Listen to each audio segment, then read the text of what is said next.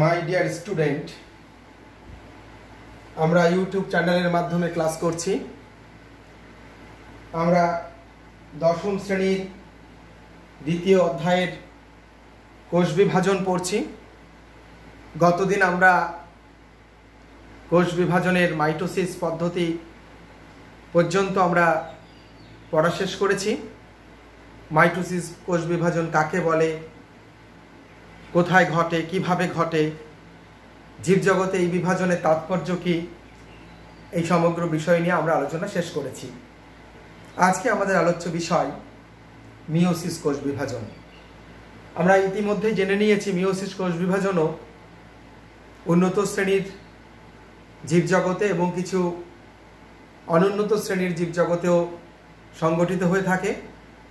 এক কথায় যাদের জীবনে যৌনক্রম দেখা যায়, অর্থাৎ হ্যাপ্লয়েড এবং ডিপ্লয়েড দশার চক্রাকার আবর্তন ঘটে, সেই সমস্ত জীবদেহেই, উন্নত অনুন্নত এই সমস্ত জীবদেহেই মিওসিস কোষ বিভাজন সংগঠিত হয়। আমরা প্রথমে একটু দেখে নেব এই মিওসিস বিভাজন মূলত কিভাবে হয়। মিওসিস বিভাজনে সাধারণত একটি মাতৃকোষ, মিওসিস বিভাজন যে কোষে সংগঠিত হবে সেই কোষ, এই কোষ জনন মাতৃকোষ মানে গ্যামেট মাতৃকোষ হতে পারে, রেণু মাতৃকোষ হতে পারে, আবার কখনো কখনো জাইগোটও হতে পারে, সেটা আমরা পরে আলোচনা করে নেব। এই কোষ, ধরা যাক এই কোষের ক্রোমোজোম সংখ্যা 2n = 10, 2n = 10 এর ক্রোমোজোম সংখ্যা এই জীবের, এই কোষের। এবার এই কোষটি প্রথমে বিভাজিত হবে,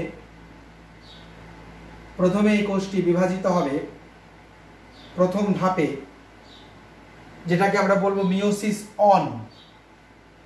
তার দুটি পর্যায়, ক্যারিওকাইনেসিস এবং সাইটোকাইনেসিস, দুটি পর্যায়। প্রথম পর্যায়ে এই কোষটি বিভাজিত হবে, বিভাজিত হয়ে একটি কোষের মধ্যেই দুটি নিউক্লিয়াস তৈরি হবে, একটি কোষের মধ্যে দুটি নিউক্লিয়াস তৈরি হলো। এই পর্যায়টুকুকে বলা হয় ক্যারিওকাইনেসিস অন। ক্যারিওকাইনেসিস অন এখানে চারটি পর্যায়ের মাধ্যমে হবে: prophase on, metaphase on, anaphase on, telophase on. এই চারটি পর্যায়ের মধ্যে এই ক্যারিওকাইনেসিস অন সংগঠিত হবে। এর মধ্যে প্রোফেজ অন আবার 5টা উপদশায় সংগঠিত হবে। প্রোফেজ অনের থাকবে 5টা উপদশা। কি সেই উপদশাগুলো? লেপ্টোটিন,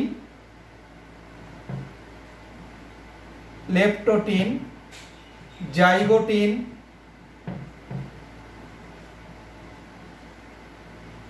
প্যাকাইটিন,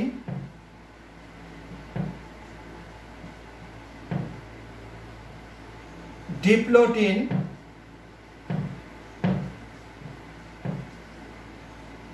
এবং ডায়াকাইনেসিস।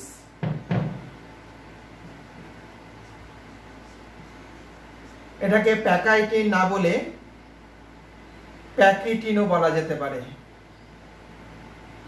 প্যাকিটিন এই 5টা উপদশাতে সংগঠিত হয় প্রোফেজ অন। একটা লম্বা প্রক্রিয়া, আমরা দেখব সব। তারপরে মেটাফেজ অন হবে, অ্যানাফেজ অন হবে, টেলোফেজ অন হবে। তার মাধ্যমে একটি কোষের মধ্যে দুটি নিউক্লিয়াস তৈরি হবে। তারপরে এই দুটি নিউক্লিয়াস নিয়ে সাইটোকাইনেসিস অন হবে এবং এটি পুরোপুরি বিভাজিত হয়ে দুটো সম্পূর্ণ কোষ তৈরি করবে, দুটো কোষ তৈরি করবে। এবার এই যে দুটো কোষ তৈরি হলো, সঙ্গে সঙ্গে সাইটোকাইনেসিস, এই যে পর্যায়টা হলো, এই পর্যায়টার নাম cytokinesis on. Cytokinesis on, cytokinesis on শেষ হতে না হতেই আবার মিওসিস 2 শুরু হয়ে যায়। অর্থাৎ এই কোষটি আবার বিভাজিত হবে এবং এখানেও সেই এই কোষটি বিভাজিত হবে। এই কোষটি বিভাজিত হয়ে প্রথমে একটি কোষের মধ্যে দুটি নিউক্লিয়াস তৈরি হবে, একটি কোষের মধ্যে দুটি নিউক্লিয়াস তৈরি হবে। এটিরও তাই, একটি কোষের মধ্যে দুটি নিউক্লিয়াস তৈরি হবে। অর্থাৎ স্বভাবতই তোমরা বুঝতে পারছো এই পর্যায়কে আমরা বলবো ক্যারিওকাইনেসিস 2। ক্যারিওকাইনেসিস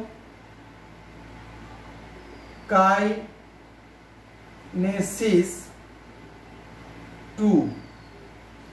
একটা কোষে দুটো নিউক্লিয়াস হলো, তারপর আবার সাইটোকাইনেসিস 2 হবে, হয়ে এই কোষটা থেকে দুটো কোষ তৈরি করবে, যার প্রত্যেকটাতে একটা করে নিউক্লিয়াস যাবে। এই কোষটা থেকেও দুটো নিউক্লিয়াস আলাদা হবে, দুটো কোষ আলাদা হবে, দুটো কোষ তৈরি হবে। এটা থেকেও দুটো কোষ তৈরি হবে, সম্পূর্ণ দুটো কোষ তৈরি হয়ে যাবে। আমরা এই পর্যায়ের বিভাজনকে বলবো, ক্যারিওকাইনেসিস 2 হলো এই পর্যায়ের বিভাজন, আর এই পর্যায়ের বিভাজনকে আমরা বলবো সাইটোকাইনেসিস 2।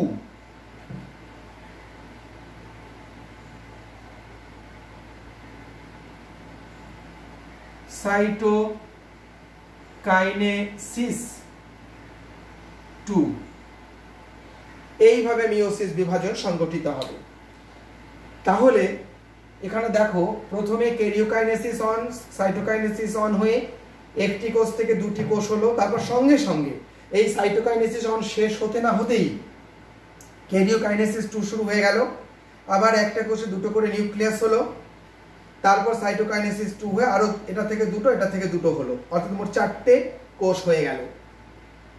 এইভাবে মিওসিস কোষ বিভাজনের মাধ্যমে একটি মাতৃকোষ বিভাজিত হয়ে 4টি কোষ তৈরি করলো, এবং সেই বিভাজন দুটি পর্যায়ে হলো, যার প্রথম পর্যায়কে বলা হয় মিওসিস অন। এই মিওসিস অনটাকে আমরা এখানে কালো রঙের ছবি দিয়ে আমরা চিহ্নিত করেছি, মিওসিস অন। আর তারপরে হলো মিওসিস 2, যেটাকে আমরা সবুজ রং দিয়ে আমরা এখানে চিহ্নিত করেছি ছবিগুলোকে, মিওসিস 2। দুটি পর্যায়ে মিওসিস বিভাজন হলো, হয়ে একটি মাতৃকোষ থেকে 4টি কোষ হলো। আরো একটি গুরুত্বপূর্ণ ঘটনা এখানে ঘটলো, কি সেটি? সেই ঘটনাটি হলো, প্রথমে যে এই কোষটি ছিল তার ক্রোমোজোম সংখ্যা ছিল 10। সেই 10 ক্রোমোজোম সংখ্যা যখন ক্যারিওকাইনেসিস অনের বিভাজন হয়, এই ক্রোমোজোম সংখ্যা অর্ধেক হয়ে যায়।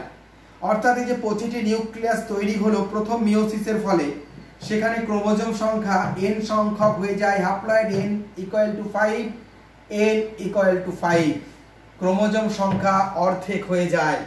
এটি আরেকটি অত্যন্ত গুরুত্বপূর্ণ পদ্ধতি এই মিওসিস অনের, বা গুরুত্বপূর্ণ বৈশিষ্ট্য, যেখানে মিওসিস অনে যখন ক্যারিওকাইনেসিস হয় তখন দুটি নিউক্লিয়াসে ক্রোমোজোম সংখ্যা অর্ধেক হয়ে যায়।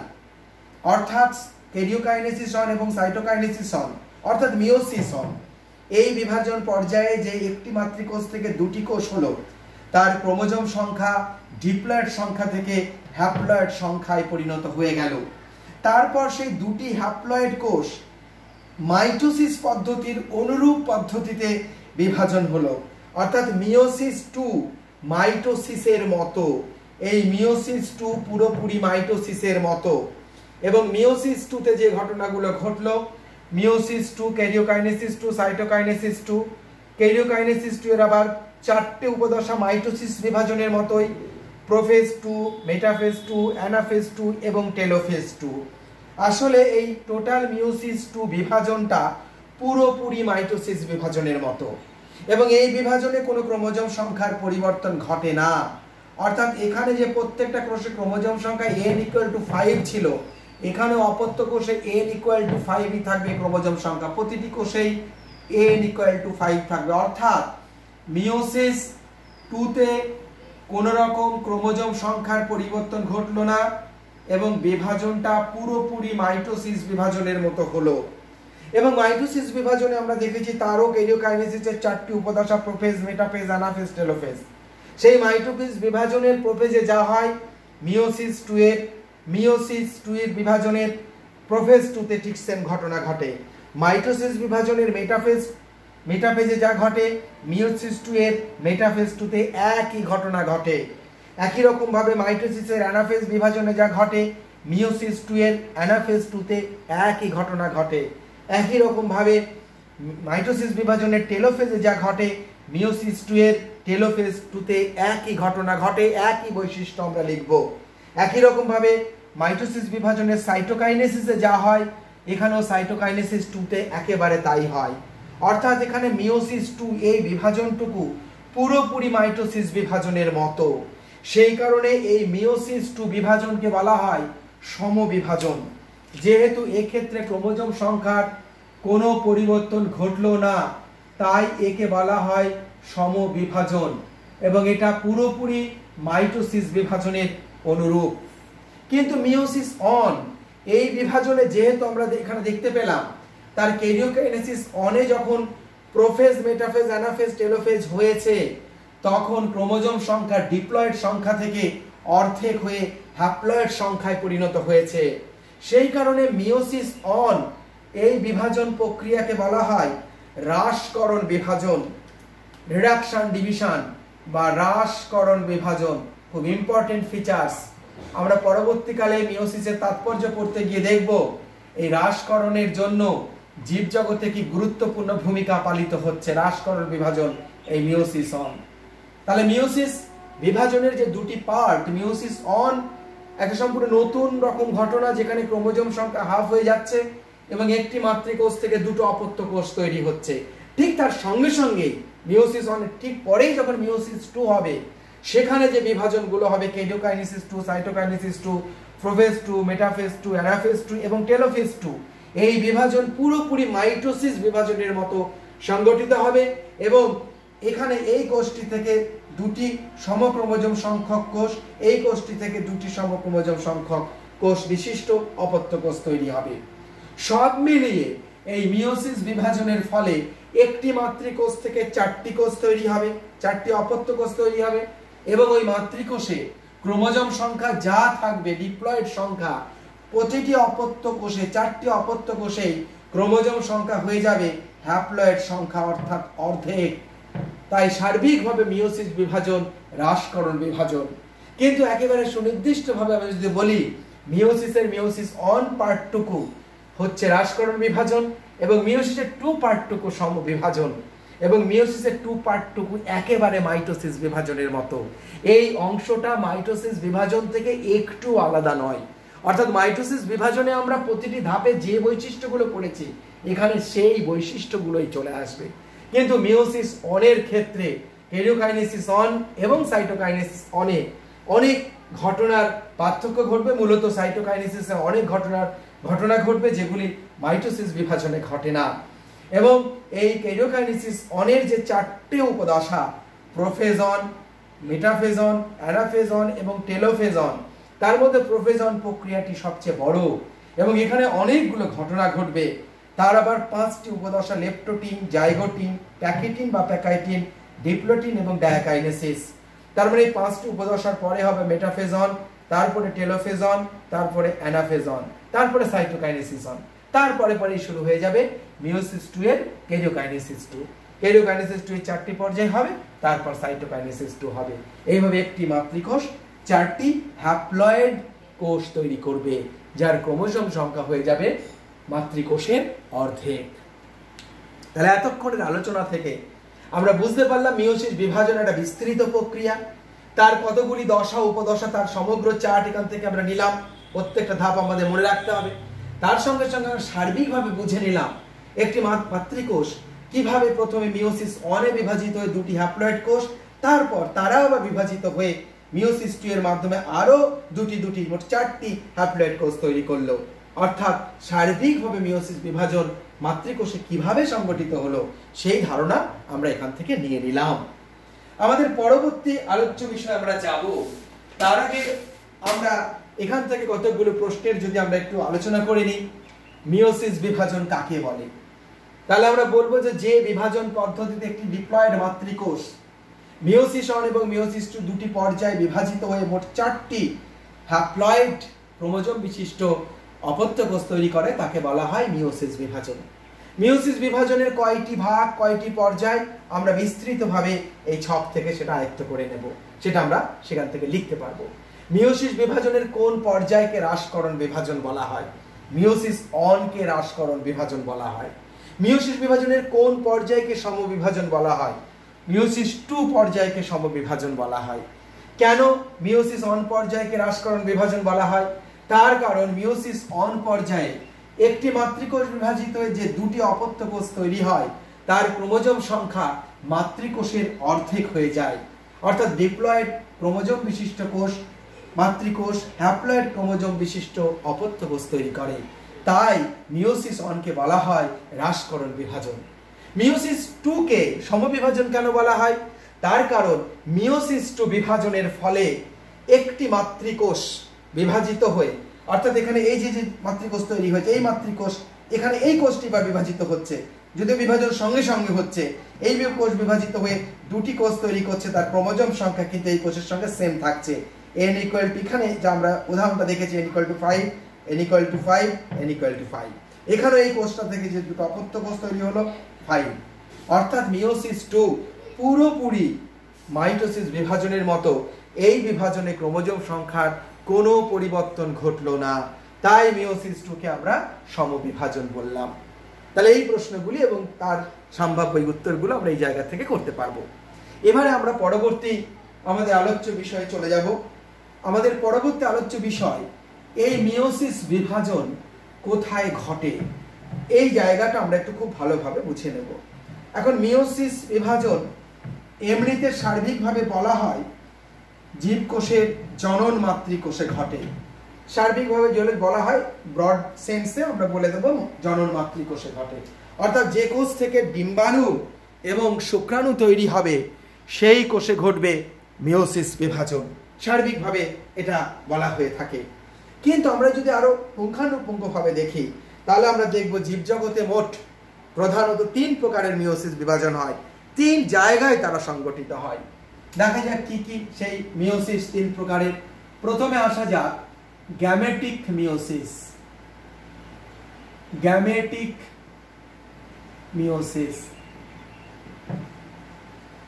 এই গ্যামেটিক মিওসিস তোমরা নামটা শুনে বুঝতে পারছো যে মিওসিস বিভাজন গ্যামেট সৃষ্টির সময় হবে, যে মিওসিস বিভাজন গ্যামেট সৃষ্টির সময় হবে তাকে বলা হবে গ্যামেটিক মিওসিস। অর্থাৎ যে মিওসিস পদ্ধতি সংগঠিত হবে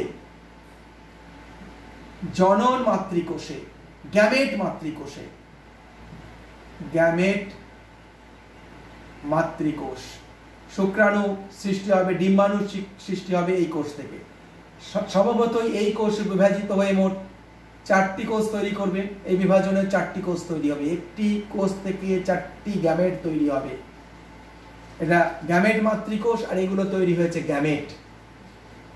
শুক্রাণু হতে পারে, ডিম্বাণু হতে পারে। শুক্রাণু মাতৃকোষ তৈরি করবে শুক্রাণু, ডিম্বাণু মাতৃকোষ তৈরি করবে ডিম্বাণু। শুক্রাণু ডিম্বাণুকে বলা হয় গ্যামেট। এখানে ক্রোমোজোম সংখ্যা 2n = যদি 10 থাকে, এখানে প্রত্যেকটা কোষে ক্রোমোজোম সংখ্যা হয়ে যাবে n = 5। তাই জনন মাতৃকোষ বা গ্যামেট মাতৃকোষে এই বিভাজন হচ্ছে, তাই একে বলা হচ্ছে গ্যামেটিক মিওসিস।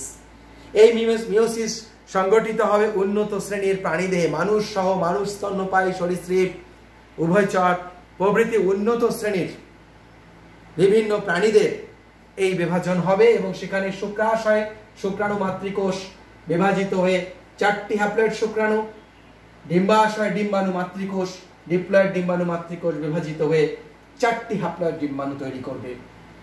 2 নম্বর বিভাজন পদ্ধতি মিওসিসের আর একটা বিভাজন পদ্ধতি দেখা যায় জাইগোটিক মিওসিস। জাইগোটিক মিওসিস তোমরা নাম শুনে বুঝতে পারছো, জাইগোটে ঘটবে মিওসিস। জাইগোটে ঘটবে কাদের জাইগোটে মিওসিস ঘটবে? এই মিওসিস ঘটবে কিছু নিম্ন শ্রেণীর উদ্ভিদের ক্ষেত্রে, প্রাণীর ক্ষেত্রে, যাদের মূল দেহটি হ্যাপ্লয়েড, যাদের মূল দেহটি হ্যাপ্লয়েড, তাদের ক্ষেত্রে যখন সেই মূল দেহে গ্যামেট তৈরি হবে, হ্যাপ্লয়েড দেহে আবার গ্যামেট তৈরির সময় তো মিওসিস হতে পারে না, তাহলে গ্যামেটে তো আবার ক্রোমোজোম অর্ধেক হয়ে যাবে। সেই কারণে এই সমস্ত দেহে যাদের মূল দেহটি হ্যাপ্লয়েড তাদের জনন কোষে গ্যামেট তৈরির সময় হয় মাইটোসিস বিভাজন। কি গ্যামেট তৈরি হলো মাইটোসিস বিভাজনে, সেই দুটো গ্যামেট মিলিত হয়ে যখন ডিপ্লয়েড জাইগোট তৈরি হলো, সেই জাইগোটে হবে মিওসিস বিভাজন। যেহেতু তাদের মূল দেহটি হ্যাপ্লয়েড, মূল দেহ থেকে মাইটোসিস পদ্ধতিতে হ্যাপ্লয়েড গ্যামেট তৈরি হয়, দুটো গ্যামেট মিলিত হয়ে জাইগোট তৈরি হয় ডিপ্লয়েড, এদের ডিপ্লয়েড দশাটি হলো জাইগোট। তাই সেই জাইগোট থেকে আবার পুনরায় হ্যাপ্লয়েড দেহ তৈরি হতে হবে, সেই কারণে সেই জাইগোট কোষের হবে মিওসিস বিভাজন, এবং জাইগোট কোষটি বিভাজিত হয়ে তৈরি করবে হ্যাপ্লয়েড কোষ। অর্থাৎ এই ক্ষেত্রে বিভাজন হবে জাইগোটে। জাইগোট বা জাইগোস্পোর, এই জাইগোট কোষটি বিভাজিত হয়ে এখানেও একই রকম ভাবে চারটি কোষ তৈরি করবে, একই রকম ভাবে চারটি কোষ তৈরি করবে। পদ্ধতি, মিওসিস বিভাজনের পদ্ধতির কোনো হেরফের নেই, পদ্ধতি যেটা আমরা আয়ত্ত করেছি আগেই ঠিক সেম পদ্ধতিতে ঘটবে। এই কোষে ক্রোমোজোম সংখ্যা, এই জাইগোটে ক্রোমোজোম সংখ্যা 2n ইকুয়াল টু যদি 20 হয়, এখানে প্রত্যেকটা কোষে chromosome n equal to 10, n equal to 10, n equal to 10, n equal to 10। Zygote এইভাবে বিভাজিত হচ্ছে বলে কি আমরা বলছি জাইগোটিক মিওসিস। কিছু কিছু জীবদেহে এই মিওসিস বিভাজনকে বলে স্পোরিক মিওসিস। স্পোরিক, তোমরা বুঝতে পারছো, স্পোর মানে রেণু,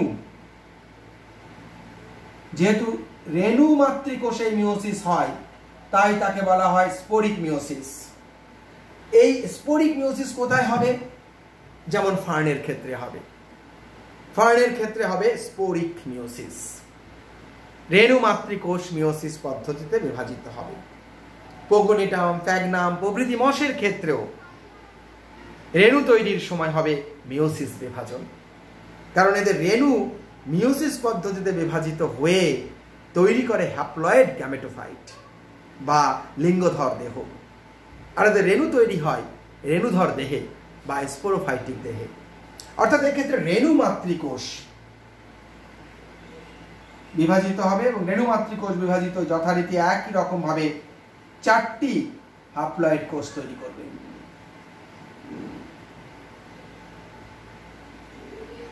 চারটি হ্যাপ্লয়েড কোষ তৈরি করবে। রেণু মাতৃকোষে এই বিভাজন হলো বলে একে আমরা বলছি স্পোরিক মিওসিস। এই স্পোরিক মিওসিস উন্নত শ্রেণীর উদ্ভিদে পুংকেশর চক্রের পরাগধানীর মধ্যে পুং রেণু মাতৃকোষে ঘটে, আবার ডিম্বাশয়ের মধ্যে স্ত্রী রেণু মাতৃকোষে ঘটে এই মিওসিস পদ্ধতি। তার মানে উন্নত শ্রেণীর উদ্ভিদের ক্ষেত্রেও এই স্পোরিক মিওসিস দেখা যায়।